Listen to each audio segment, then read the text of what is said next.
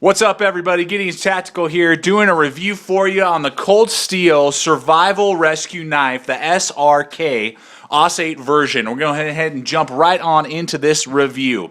We got here a 10 3/4 inch long knife. We got a 6-inch blade with a 5-inch actual cutting surface. AUS 8 steel out of Japan. We have a craton handle, 3/16 thick blade, and we got a Securex sheath. The weight is 8.9 ounces. Those are the overall specs for you. Let's go ahead and jump on into this baby. I'm going to go ahead and start at the beginning. Flat grind, I like that a lot. I'm learning that as I go. I'm always learning like you guys. I kind of prefer a flat grind. It's often called a saber grind as well. A flat grind versus a full flat grind when it comes to a lot of outdoor tasks where I'm going to have to do some batoning. What I found is that because you can see here where this edge cuts in, this up here is straight. Then when you hit this angle right here, cuts straight down to the edge of the knife. So you're getting like a partial full flat grind basically. That's why it's called just a flat grind or saber. So it goes here, and then if you're batoning, the wood will go away from the blade and won't rub up against and give you full friction for the whole length of the blade. Say like a full flat grind, like an example of this Ontario knife Afghan. This is a full flat grind, which means that there's going to be a lot more resistance trying to go through wood than say this flat grind or saber grind of the SRK. 5 inches overall cutting surface, which is really nice. Razor, hair popping sharp out of the box, and is still very, very sharp after all of the outdoor use that I have taken this through. Chopping branches down, batoning through some logs, whittling, carving, preparing some fire.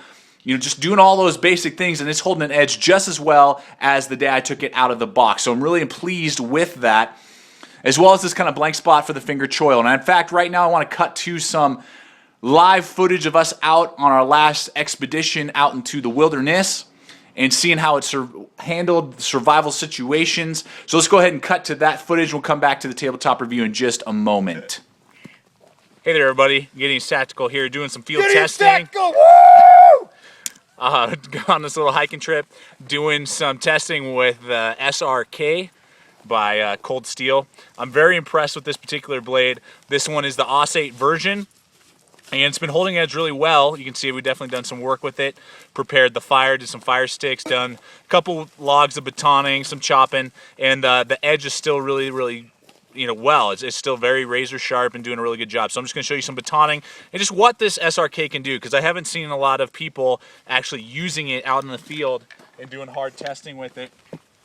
So we're going to try and baton this stick. We'll see how it goes, this log. We'll see how well it does. And hopefully my logs are good. And it's got a 3/4 inch spine, so I mean the spine is really well designed for that. Really nice and thick, thickest you can get next to 1/4 inch thickness. Let's see here. Yeah, there we go. Boom, right through that thing. And that's almost 3-inch log right there. I just cut open, split that, batoned right through that. And after doing a bunch of batoning, you can still do some really good feather sticks. You can get some really good, just razor sharp still. So you can start your fire, whatever else you need to do, and just really well designed. Feels very comfortable in my hand. I mean, look at that, man. I'm just going to town on that wood. Woo. That thing is awesome. Look at that.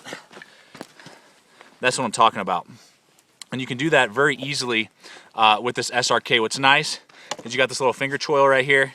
It's not a designated finger choil, but it's large enough with my large size hands that I can get my finger right there, get a really good grip on the blade itself, and just use it and carve and do as much as I need to. And you can just see how well, I'm just destroying this piece of wood. Without too much trouble, I can really prepare this thing and get it ready for the fire. So that's just a really quick example. I'm sure this will probably just be in one of my reviews, so the dialogue probably doesn't really even matter, but it's awesome and really, really good. For your wilderness tasks, most survival stuff, it's going to split wood well, it's going to feather well, and so far I haven't had any problems with the edge retention with this AUS 8 steel. So as you can see, overall this is very capable with a lot of different tasks, from batoning about 3.5 to 4 inch thick logs, you can definitely do that without too much trouble. You know, you can feather sticks really, really well, particularly with that blank spot choking up, you know, doing your whittling and that sort of thing, and I really dig that. I really like that. Even though it's not designated as a finger choil, it works perfectly with my large size fingers. They're not going to go ahead and ride up on the blade. The clip point design, I mean, this is a tactical blade. The Navy SEALs are issued this in their survival training, so if it's good enough for the Navy SEALs, I think it's probably good enough for most of my daily tasks in the wilderness. So, but it is a two-way, you know, a jack of all trades, really, and master of none. It's a great survival, sure. You know, it's going to do a lot of survival tasks. It's going to do tactical well, yes, but it's not going to excel at tactical and it's not going to excel at survival. But that's really what an all-around knife is needed. You know, it's not going to excel at any one item. It's supposed to do all things moderately well.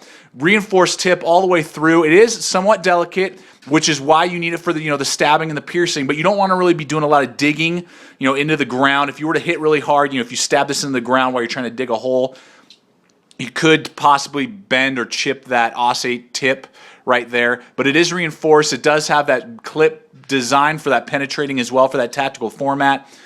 But so it is going to chew up your batoning sticks a little faster than, say, other knives like this Afghan. You can see it doesn't have that clip design, so it's not going to beat up your batoning stick as much as the SRK would. And it doesn't have an amazing amount of belly, but it is razor sharp and is holding an edge very well with that osate steel, as well as any 1095 blade that I've experienced. It's holding its edge just as well as this 1095 Afghan Bush right here. Both of these hold their edge the exact same, and I haven't seen any problems with edge retention in that osate steel. Go ahead and going on here to the full size of it. You know, you can definitely back up, do your chopping and stuff like that. 10 inches, almost 11, you're going to get some reach, you know, definitely with this knife, regardless if you're using it for tactical or survival use. The craton handle is really nice and warm to the touch, you know, really good texturing, gripping, as well as this hilt right here, so you're not going to ride up if you are stabbing, you know, or you're doing your hacking like that, taking off branches. You're not going to ride up accidentally on the blade. I do like it that I can move my thumb anywhere I need to, depending on what type of leverage I'm doing and type of work I'm doing. It does have somewhat of a palm swell, you can see there, to fill out your hand.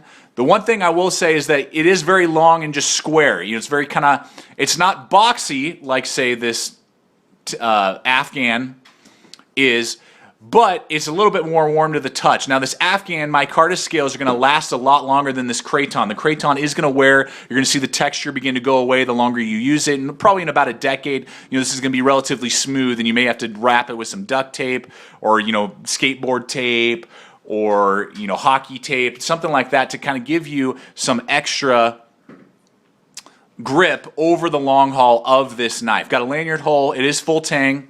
Got a nice pommel on the bottom, so you could, you know, hammer in some stuff if you had to, or use it as a non-lethal, something like that. It's not a glass breaker, and you're not going to be able to break open your window, but it does give you a little bit of, you know, poundability if you need some poundability in your life. So I do wish that this handle had a little bit more back here. Like, again, I'm just using this as Afghan as an example. This has got a nice backup. So if I'm backing up here like this, I got some really good grip. Whereas this is just really square and long, and there's not really a grip right there for my fingers if I'm having to use this more in a hacking and I'm backing up on the handle. I would have liked to see the handle just kind of come out maybe a little bit more, you know, a little bit more like that Afghan, so you could just cup it and hold it a little bit better in your chopping tasks. But aside from that, no concerns or big deal. So overall, the blade is awesome. The SecureX sheath is nice. You got tons of lashing points, both for paracord and MOLLE attachments, so you can lash it all sorts of different ways. Comes with this nylon compatible belt loop, which is really nice because it's very large for tactical belts, and it has a button and Velcro so that if your belt's all loaded up, you know, and you put your canteen on it and you're like, oh man, I totally forgot to put my knife on, you can put this on without taking your belt off, which is a really nice added feature, and it's very strong, and the knife's not going to get lost on you while you're, you know, running and gunning or hiking and camping or doing whatever you're doing.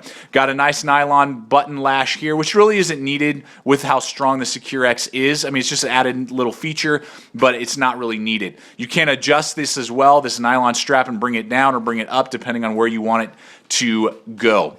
Going on to the retention, which is a plus and a minus. For tactical, it's a plus because this clicks in. You do not need this as retention because this thing is not coming out, not wiggling, not popping out, you know, going side to side. You can carry this upside down all day long and just jerk it out, you know, if you're carrying it on your shoulder, on your backpack, or on your, you know, tactical vest or whatever, and it's not going to come out, and you can pull it out really nice and quick if you do a really nice strong tug. The downside is for hiking and backpacking, when you're walking, it's great. You know, you're not going to lose this knife even without lashing this button nylon strap back here around the handle. Even without that, you know, it's not going to come out. The problem is when you're around the campsite, when you're going to be using this, taking it in and out of the sheath continually, it really becomes a pain in the butt because it's so tight and strong in there that you really have to kind of pull, and you have to have a leg lanyard around your leg to kind of give you some added pull and tension so that you can pull this out. Otherwise, if you're constantly in and out, it really becomes a pain in the butt, and you basically have to use almost two hands, holding it with one and pulling it with the other if you're wearing it on your hip with the belt loop. So what I found is when I was walking around my campsite, you know, I'm batoning and then I got to put it away to move it, you know, to walk over and carry my wood or whatever. I just rested it in the sheath like that, you know, so there's no tension, and then just use the button strap if I was going to, you know, go away for a little while and not be using it, just to keep it from not falling out on me. Or just carried it even like that depending on what I was doing, and then just carried it in and out, and then when I was hiking, I clicked it in. So that's what I discovered. So it's a plus and a minus. Tactically, it's awesome. Hiking and backpacking can kind of become cumbersome over a period of time. You could probably sand down this craton handle here just slightly to kind of get a little less tension if you were doing it purely for hiking and backpacking and survival tasks like that, and maybe it would be a little easier to pull out and it wouldn't be such a pain in the butt. But over and over again, in and out, when you try and click it in all the way, it can be very difficult and over time become a pain in the butt to use. So overall, I'm very impressed with this AUS 8 version. There are other versions out there. You can get the Samurai VG1 steel. What I've heard is that the edge retention is even better than this AUS 8, but it has a tendency to chip.